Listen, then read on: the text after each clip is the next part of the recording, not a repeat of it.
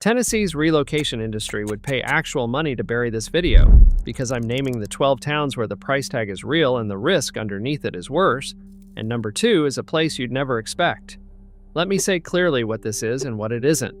These are not bad towns. Real people live good lives in every one of them. And I'm not going to talk about anybody's home like it's a punchline, but you are 70 years old or close, and you're about to spend most of what you have. So the question isn't whether a town is nice, it's whether it can carry a retiree, and Tennessee has 151 hospitals and 24 counties with none at all. So I drove these 12 and I found a county where the hospital closed and reopened and could close again, a town where 17 inches of rain fell in a single morning, a downtown that a tornado erased in 2021, and a place where the nearest trauma center is 2 hours away. If you'd rather know all this now, hit that subscribe button before we start, because we're counting all 12 down and you do not want to miss number 1. Let's count it down. Number 12, Summerville, Tennessee. When I first drove into Summerville, I saw a good square in Fayette County and prices that look low on paper. Then I looked at the map. Here's the disqualifier. Summerville sits far enough east of Memphis to be genuinely rural, but close enough to be absorbed by Memphis growth pushing outward. So you get rural services with suburbanizing prices, the worst half of both. And for serious care, you're driving into Memphis, which is not a short trip and not a simple one. And there's a second problem stacked on the first. Fayette County has a documented shortage of primary care physicians relative to its population, and it turns up in the bottom tier of Tennessee counties on that measure. A shortage of primary care is different from a missing hospital, and in some ways worse, because primary care is the thing that catches the problem early enough that you never need the hospital. The emergency room treats what primary care missed. Now here's the wild card fact about Fayette County. There's a 4-year university sitting here in one of the least densely populated counties in West Tennessee, the kind of institution most counties this size lost decades ago. Here's your takeaway. Be careful with any town in a metro's expansion path. You pay the coming prices and receive the current services, and that gap can run a decade. Number 11, Dresden, Tennessee. When I first drove into Dresden, the newness of the downtown told me what had happened before anybody said it. In December of 2021, a tornado outbreak tore through this weakly county town and took much of the center of it. The community has rebuilt with real determination, and it shows. But here's the disqualifier for a retiree specifically. This is Northwest Tennessee, in the heart of the region where nighttime tornadoes are most common, and this state has the highest share of nighttime tornado deaths in the country, over 73%. Most houses here have no basement, and that basement point deserves a sentence of its own, because people assume it's a preference. It isn't. Across most of Tennessee, the soil and bedrock make excavation expensive, so builders simply didn't dig, and the result is a housing stock across whole regions with no below-grade shelter in it. In the plains, a basement is standard. Here, it's a luxury item. Now, here's the wild card fact about Dresden. This town's square is older than most of Tennessee's, and Weakley County holds a university campus that has kept the whole area functioning while similar counties emptied out. Here's your takeaway.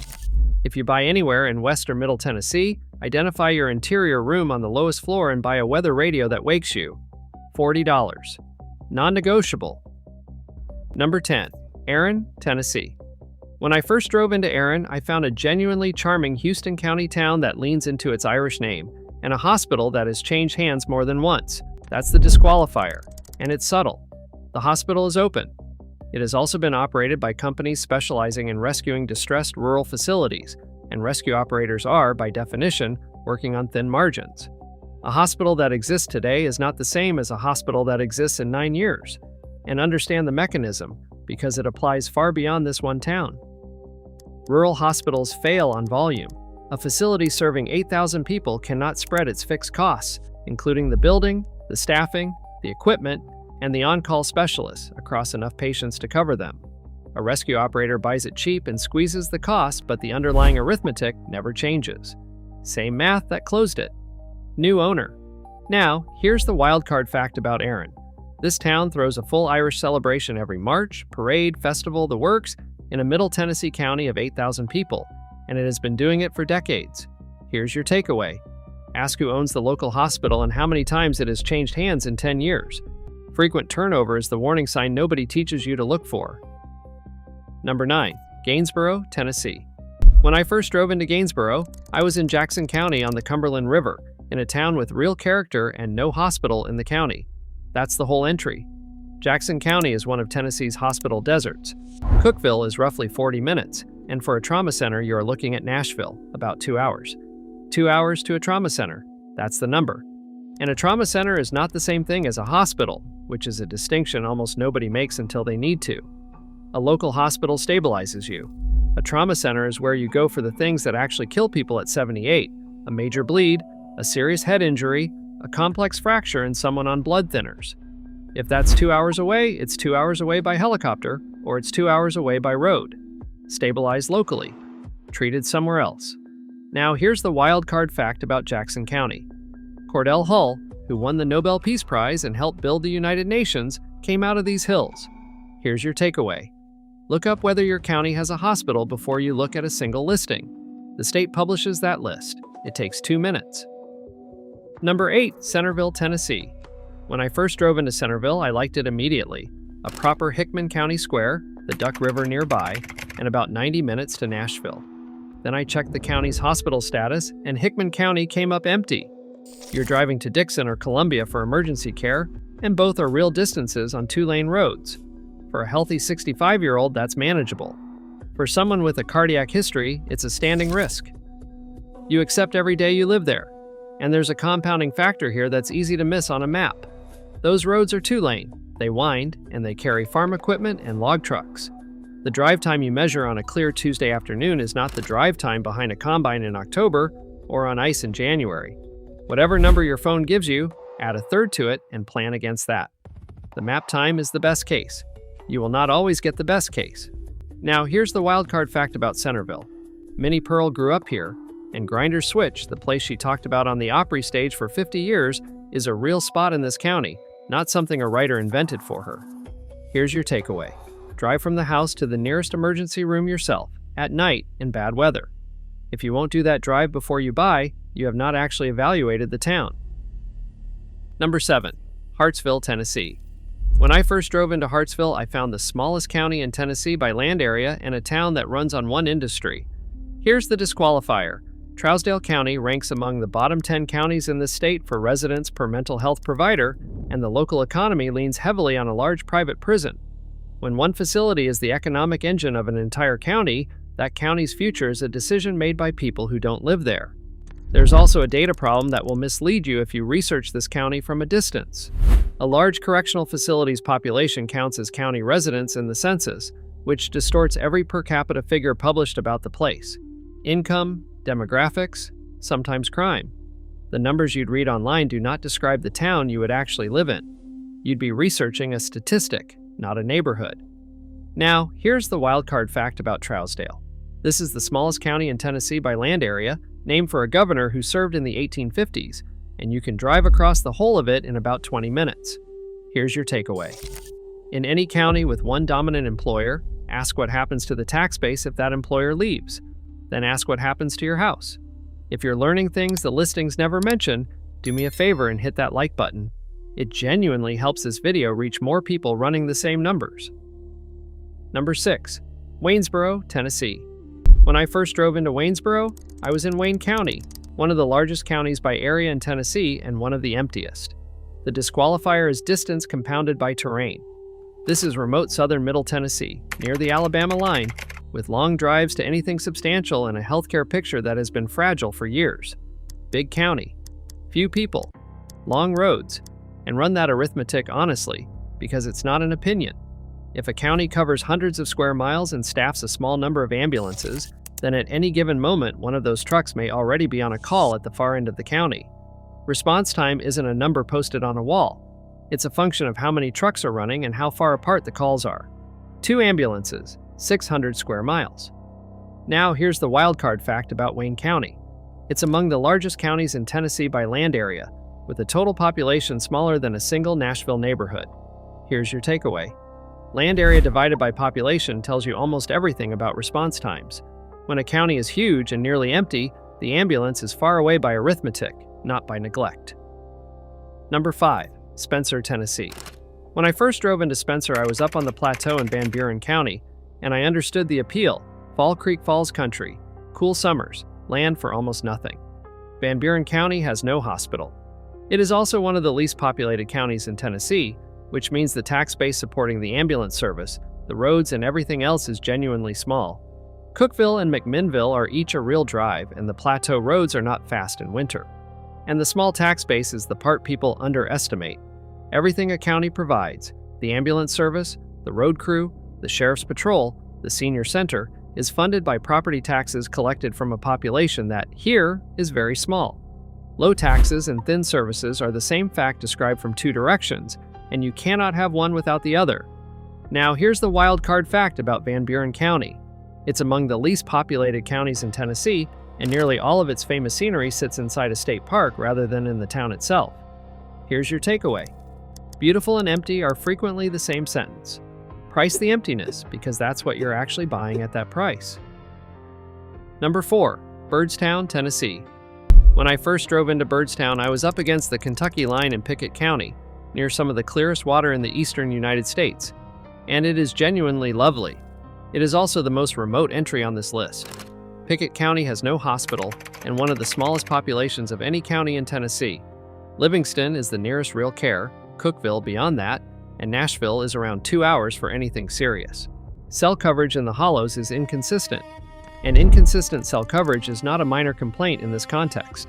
If you fall in the yard or your spouse has a stroke in the kitchen, the phone in your pocket is the entire emergency system. In terrain that blocks signal, that system fails silently, and you will not discover it has failed until the morning you need it. Test the signal in every room before you sign. Now, here's the wildcard fact about Byrdstown. Cordell Hull was born in this county, in a cabin you can still visit, a Nobel laureate out of one of the emptiest corners of this state. Here's your takeaway. Remoteness is not a lifestyle choice after 75. It's a medical variable, and it gets more expensive every year you own the house. Number 3. Newport, Tennessee. When I first drove into Newport, I saw the French Broad River, the mountains, and prices that stop you, and then I saw what the water did here. Cocke County took severe damage from Helene in September of 2024. The river valleys in this part of Tennessee flood in hours, not days, and much of what flooded was not in a mapped flood zone, which means many owners carried no flood insurance at all. Layer on that Cocke County consistently ranks near the bottom of Tennessee counties for health outcomes, and the combination is the problem, not either fact alone.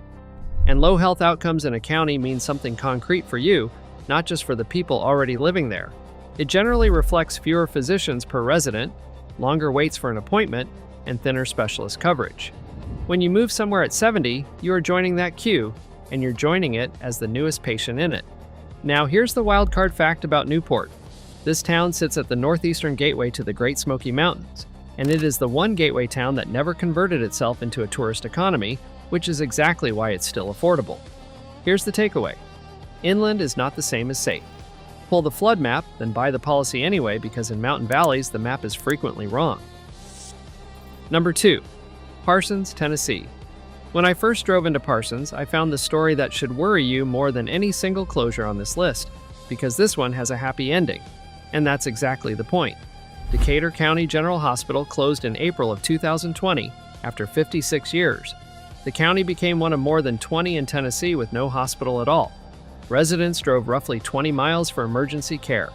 Then a company that specializes in reopening distressed rural hospitals bought it, and it operates today under a new name. So it's fine now. And that is precisely the warning.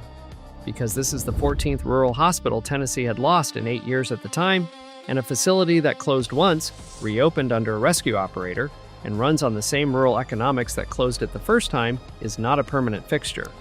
It is a business that came back. Businesses that come back can go again. Now, here's the wild card fact about Decatur County.